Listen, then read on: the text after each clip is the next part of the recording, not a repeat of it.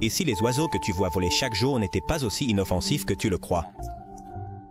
Oublie un instant l'image attendrissante du colibri ou la sérénité du chant matinal. Il y a des créatures ailées là-bas capables de chasser, comme des loups, de vomir comme mécanisme de défense, de boire du sang comme des vampires ou même de tuer d'un seul coup de pied. Certaines n'ont même pas besoin de voler pour être mortelles. D'autres peuvent tomber sur toi depuis le ciel à plus de 300 km/h. Oui, vous avez bien eu. Dans ce parcours, du côté le plus sombre du monde aviaire, tu découvriras des espèces qui semblent sorties d'un cauchemar. Du majestueux faucon pèlerin, qui se lance comme un missile, jusqu'au inoffensif mais mortel pitoury à capuchon, le seul oiseau vénéneux connu de la science.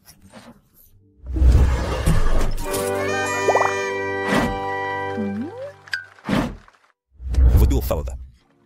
T'es-tu déjà demandé ce qui se passerait si les gardiens du ciel ne se contentaient pas de veiller sur les morts, mais accéléraient aussi le processus de la mort? Le vautour fauve, bien qu'il soit connu comme l'un des oiseaux charognards les plus emblématiques d'Europe, possède une réputation qui va au-delà de rôder autour des corps sans vie. Son image sombre, presque mystique, a été utilisée pendant des siècles pour symboliser la décadence et la fin de l'existence. Mais ce que beaucoup ignorent, c'est que sa dangerosité est très grande. Elle ne se limite pas à son régime putréfié. Dans certaines circonstances, cet animal majestueux mais redouté peut représenter une menace réelle pour des créatures encore vivantes, y compris pour les humains. De grande envergure, avec des ailes pouvant dépasser les 2,5 mètres, le vautour fauve domine les cieux avec précision et grâce, cherchant tout signe de faiblesse sur la terre. Sa vue perçante lui permet de détecter des animaux mourant depuis des hauteurs inimaginables, entamant une descente qui se termine rarement par de la pitié. Des cas ont été documentés où ces vautours n'ont pas attendu que leur proie expire, mais ont attaqué. Avant le dernier souffle, déchirant la chair encore tiède avec leur puissant bec. Pour certains, cela semble être une démonstration de cruauté. Pour la nature, c'est une efficacité létale. Mais ce qui est encore plus troublant, c'est leur comportement en groupe. Lorsqu'un vautour fauve commence à planer au-dessus d'une zone, il ne faut que quelques minutes pour que d'autres arrivent. Ils ne communiquent pas par des cris, ils n'émettent pas de signaux stridents. Leur simple présence attire l'attention de leurs congénères, comme s'ils partageaient un langage secret que seuls les mourants comprennent trop tard. Dans des pays comme l'Espagne et la France, des éleveurs ont signalé des cas de moutons et de vaches vivants attaqués par ces oiseaux, après avoir subi des blessures qui les empêchaient de bouger. Certains rapports suggèrent même qu'ils peuvent charger avec une force suffisante pour provoquer des chutes fatales chez le bétail. Le pitoury à capuchon. Un oiseau peut-il être aussi dangereux qu'un serpent venimeux, sans même avoir besoin de crocs ou de griffes pour causer des dommages? C'est la question qui se pose en découvrant l'énigmatique pitoury à capuchon. Une créature qui défie les normes conventionnelles du monde animal. À première vue, il semble être un oiseau de plus dans le dense feuillage tropical de Papouasie-Nouvelle-Guinée, avec son plumage sombre et son comportement discret. Cependant, sous cette apparence anodine, se cache un secret aussi insolite que mortel. Cet oiseau est venimeux, et pas n'importe quel venin, mais l'un des plus puissants connus de la science. Cet oiseau, petit et d'apparence modeste, possède dans sa peau et ses plumes une substance appelée batrachotoxine, le pique-bœuf africain. Au cœur des savanes africaines, où la vie s'écoule entre des géants comme les éléphants et les rhinocéros, il y a un oiseau de petite taille. Mais avec une personnalité immensément contradictoire, le pique-bœuf africain. À première vue, il semble être un compagnon utile, un allié naturel des grandes bêtes qui marchent sous le soleil. Cependant, un regard plus attentif révèle une histoire bien plus troublante. Le pique-bœuf se pose sur le dos de ses hôtes, cherchant des insectes qui se cachent entre leur peau. Les tiques, les puces et autres parasites font partie de son régime quotidien, ce qui lui a valu une réputation d'oiseau nettoyeur, presque médical, dans l'écosystème africain. Mais c'est ici que l'histoire prend un tournant fascinant. Ce qui a commencé comme une relation symbiotique a dérivé vers un comportement parasitaire qui frôle le macabre. Quand les insectes se font rares, le pique-bœuf n'hésite pas à passer au niveau suivant. Il picore les plaies ouvertes, se nourrit de la peau vivante et boit même le sang de ses hôtes. C'est comme si la ligne entre l'aide et l'agression disparaissait dans son bec acéré. le pinson vampire. Que se passerait-il si une créature aussi petite qu'un oiseau décidait de briser toutes les règles du comportement connu de son espèce? Dans les lointaines îles Galapagos, un coin du monde où l'évolution semble expérimentée sans restriction, il existe un oiseau qui porte la contradiction dans son nom, le pinson vampire. Cela ressemble à un surnom inventé par un romancier gothique, mais ce n'est ni de la fiction ni une exagération. Ce petit oiseau, à l'apparence inoffensive, cache en lui une habitude qui déroute même les biologistes les plus chevronnés. Il se nourrit de sang. Ce comportement n'est ni une légende urbaine ni un cas isolé. Le pinson vampire, officiellement connu sous le nom de Jospiza difficilis septentrionalis, a développé l'habitude de picorer la peau d'autres oiseaux, notamment les faux à pieds bleus, jusqu'à les faire saigner. Ensuite, avec une précision presque chirurgicale, il commence à boire le sang qui s'écoule de la blessure. Il le fait sans remords, et le plus étrange est que les victimes essaient rarement de s'échapper. Certains chercheurs pensent que le lien entre les deux est si ancien que les fous se contentent de tolérer. L'attaque, une sorte de résignation évolutive face à un agresseur qui était autrefois inoffensif. Le gypaète barbu. Dans les sommets rocheux d'Eurasie et d'Afrique du Nord, où peu d'animaux osent grimper, habite une créature qui semble sortie d'une légende ancienne, le gypaète barbu. Sa silhouette découpée contre le ciel montagneux impose le respect. Mais ce n'est pas sa taille qui le rend l'un des êtres les plus redoutés du royaume. Aviaire. Mais sa coutume effrayante de faire pleuvoir des os. Contrairement aux autres vautours qui dévorent la chair en décomposition, le gypaète barbu a porté le goût pour la charogne à un niveau plus macabre. Cet oiseau a développé une technique précise et terrifiante. Il vole avec de gros os. Entre ses griffes, il s'élève à des hauteurs considérables puis les lâche sur les rochers. L'impact les brise en morceaux. Et une fois la moelle osseuse exposée, riche en nutriments, le gypaète barbu descend pour se régaler. Ce comportement l'a transformé en un spécialiste de ce que les autres ignorent, un recycleur de l'irréparable. Cependant, ce qui ajoute une couche plus sombre à sa légende, c'est la couleur de ses plumes. Bien que son plumage naturel soit blanchâtre, de nombreux spécimens présentent des teintes rougeâtres ou orangées. La raison? Ils se teignent même avec le fer des argiles riches en oxyde. Ce n'est pas un camouflage. C'est une forme d'intimidation visuelle. Des études scientifiques ont proposé que ce comportement a un composant symbolique, un message aux autres de leur force et de leur hiérarchie. En d'autres termes, le gypaète barbu se peint avec du sang et de la terre pour se faire craindre. L'aigle harpie. Il suffit de se retrouver face à l'aigle harpie pour comprendre pourquoi cette créature a inspiré des mythes, de la peur et de la révérence tout au long de l'histoire. Il n'y a rien de discret dans son apparence. Des yeux perçants, des griffes gigantesques, une huppe de plumes qui se dresse comme un avertissement. Cet oiseau ne se contente pas de dominer la canopée des forêts tropicales d'Amérique centrale et du Sud, il la gouverne avec une autorité silencieuse qui fait même hésiter les singes avant de croiser son chemin.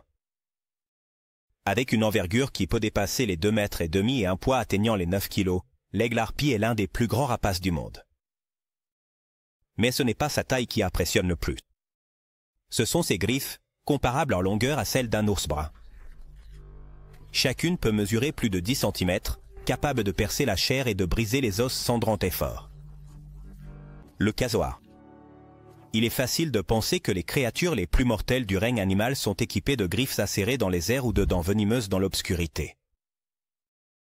Mais dans les forêts tropicales du nord de l'Australie et de Papouasie-Nouvelle-Guinée, un oiseau terrestre a gagné le titre de l'oiseau le plus dangereux du monde. Le casoar. Avec une allure imposante, un regain altier et une crête osseuse qui ressemble à une couronne préhistorique, cette créature est une relique vivante qui exige le respect. Et quand elle ne le reçoit pas, elle réagit avec une violence qui a été documentée, redoutée, et parfois mortelle. Le casoar peut atteindre jusqu'à 1,80 m de hauteur et peser plus de 50 kg, ce qui en fait déjà un adversaire redoutable. Mais ce qui le place vraiment à un niveau supérieur de menace, ce sont ses pattes. Il possède 3 doigts puissants, dont l'un est armé d'une griffe en forme de dague qui peut dépasser les 12 cm. Cette griffe est capable de déchirer les muscles, les tendons, et de perforer les os humains. Si le casoar se sent acculé ou menacé, il ne fuit pas. Il attaque avec des coups de pied aussi rapides que dévastateurs, lancés avec la force d'un marteau et la précision d'une arme blanche. C'est ici que l'histoire prend un tournant encore plus sinistre. Beaucoup des attaques les plus violentes des casoars n'ont pas eu lieu au fond de la jungle, mais dans les environs urbains ou les zones protégées, où les gens ont essayé de nourrir ces animaux. Le problème réside dans le fait que, en perdant la peur naturelle de l'être humain, le casoar commence à associer sa présence à la nourriture.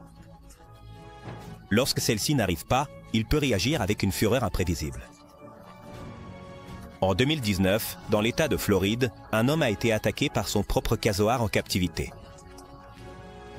Les blessures étaient si graves qu'il est décédé quelques heures plus tard. Cet événement tragique a rappelé au monde pourquoi cet aveu mérite sa réputation.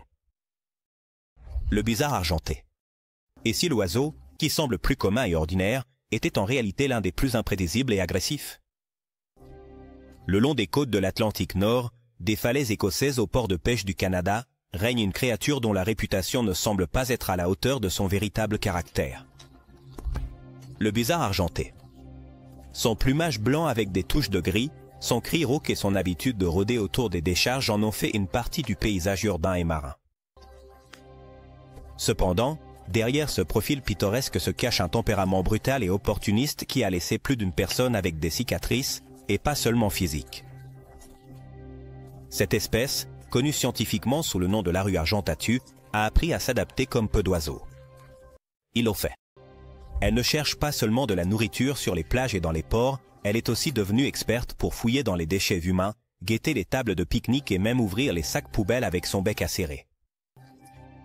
Son instinct de survie a franchi une ligne que la plupart des oiseaux ne considéraient jamais. Elle est devenue cannibale. En période de pénurie ou pendant la reproduction, ces mouettes n'hésitent pas à attaquer des individus plus petits de leur propre espèce. Ou les petits d'autres oiseaux côtiers.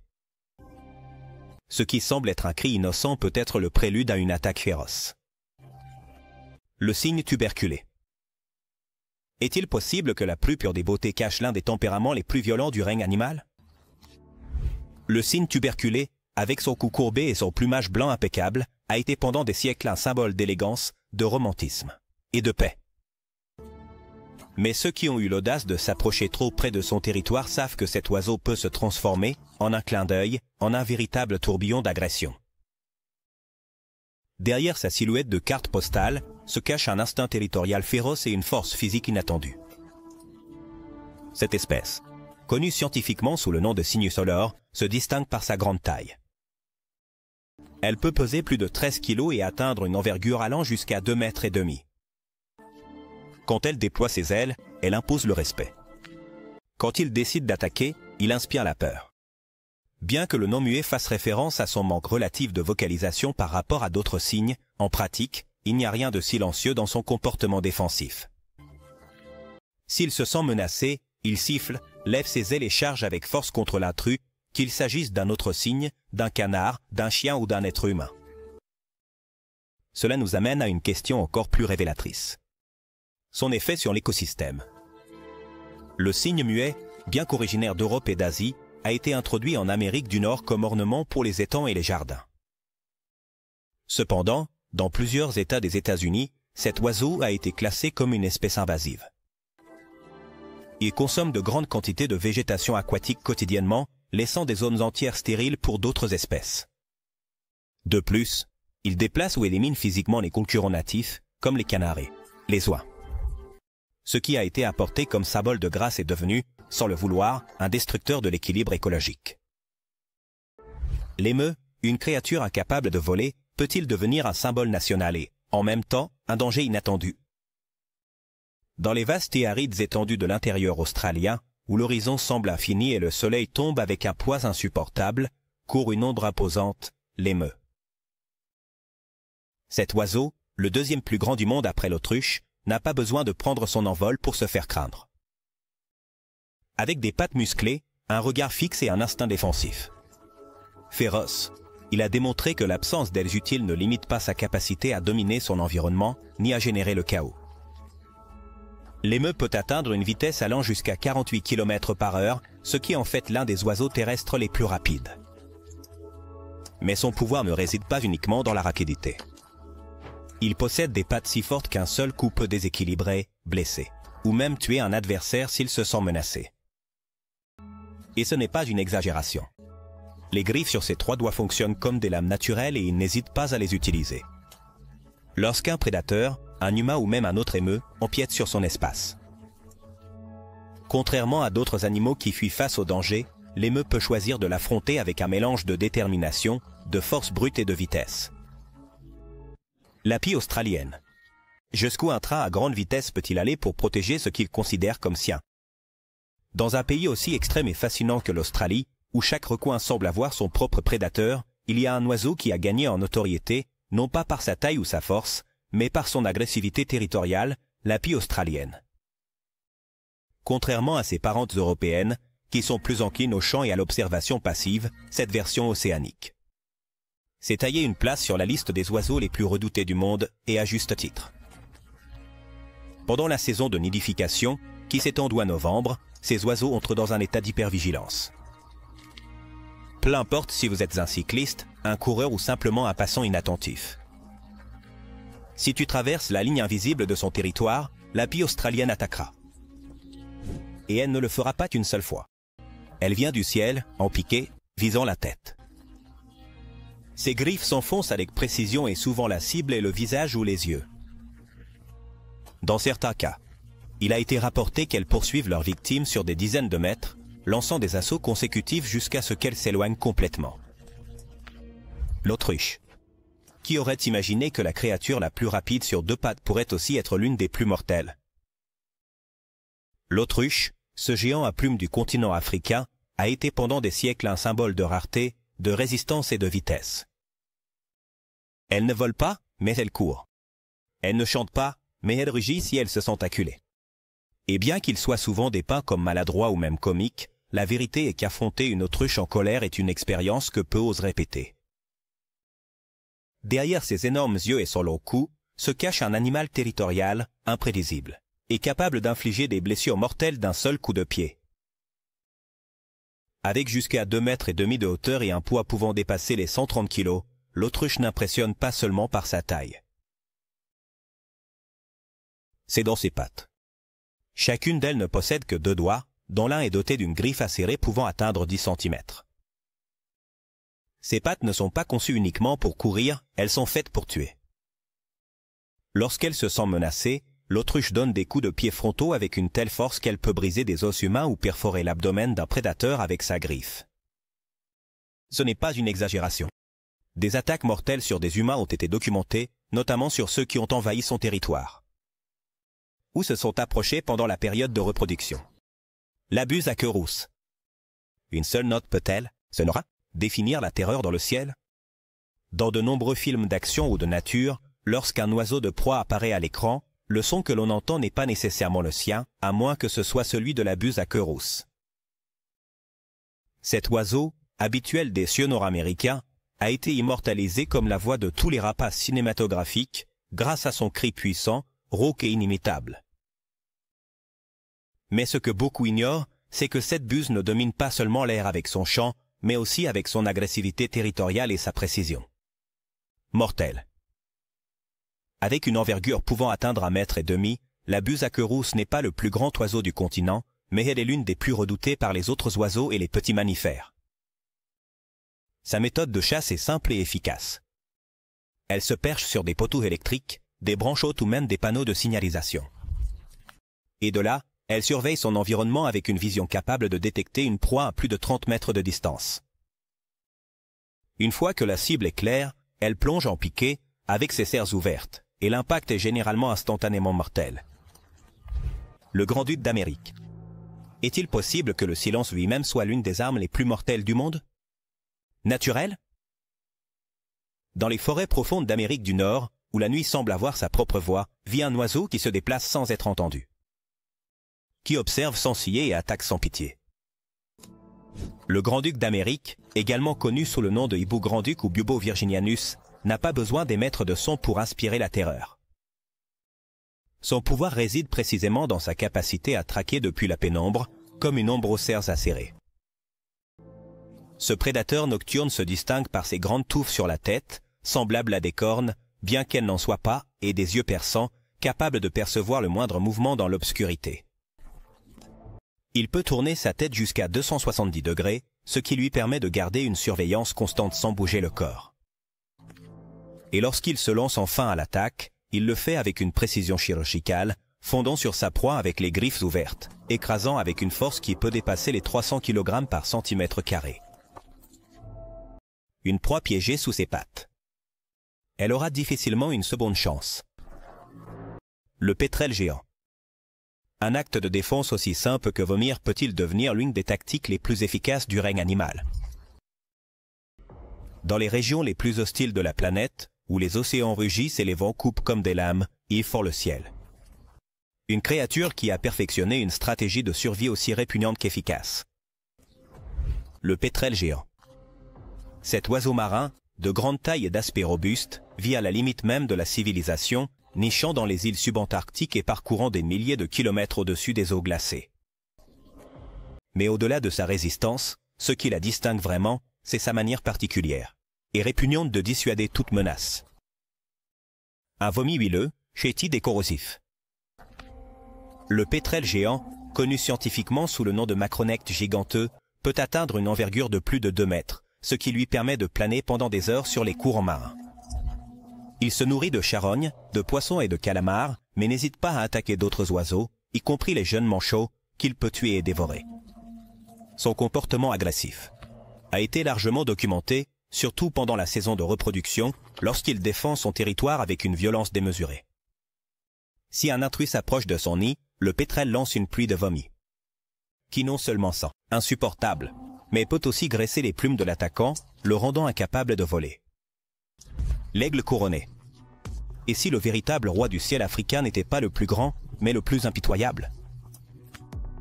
Parmi les cimes des arbres de l'Afrique subsaharienne se cache un prédateur furtif. Rusé et si puissant que même les singes le craignent, l'aigle couronné. Cet oiseau, connu scientifiquement sous le nom de Stephanoaetus coronatus, est l'un des rapaces les plus redoutables du monde. Il n'a pas besoin de s'imposer par sa taille, car sa force, sa vitesse et sa capacité de chasse compensent toute différence corporelle. Ce qui la distingue, ce n'est pas son plumage tacheté ni sa crête dressée, mais sa capacité à abattre des proies jusqu'à 5 fois plus lourdes qu'elle. Elle-même. Avec une envergure d'environ 2 mètres et un corps compact adapté au vol entre les arbres denses, l'aigle couronné s'est spécialisé dans l'embuscade de ses victimes depuis les hauteurs.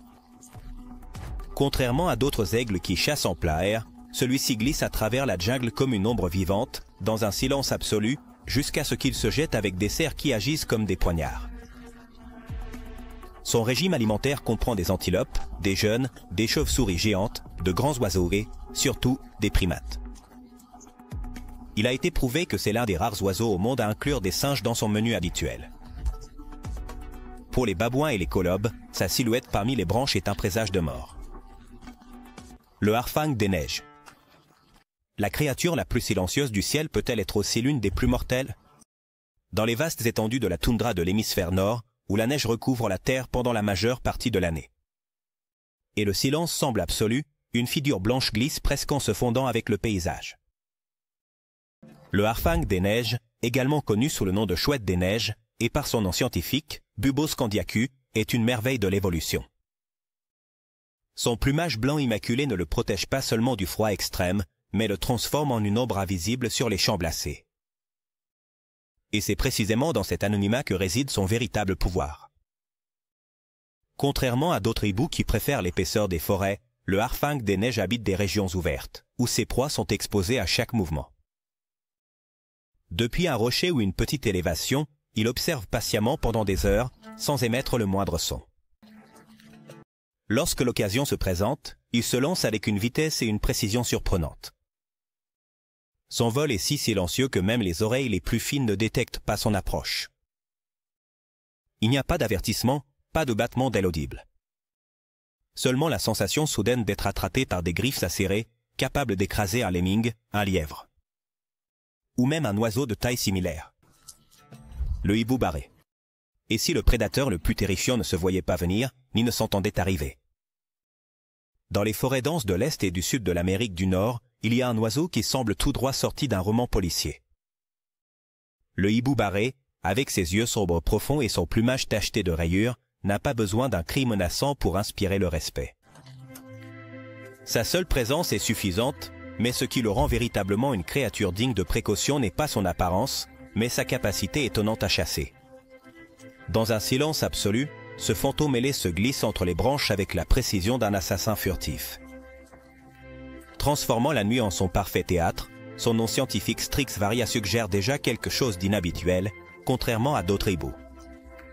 Le hibou barré a un répertoire vocal inquiétant qui inclut des cris, des grognements, et une sorte de rire saccadé qui a inspiré de nombreuses légendes rurales. Mais ce n'est pas sa voix. Ce qui cause la peur, c'est son vol. Les plumes de ses ailes sont structurées de telle manière qu'elles amortissent complètement le son de l'air. Même s'il passait à quelques centimètres au-dessus de toi, tu ne l'entendrais jamais. Et c'est précisément cet avantage évolutif qui le rend si mortel.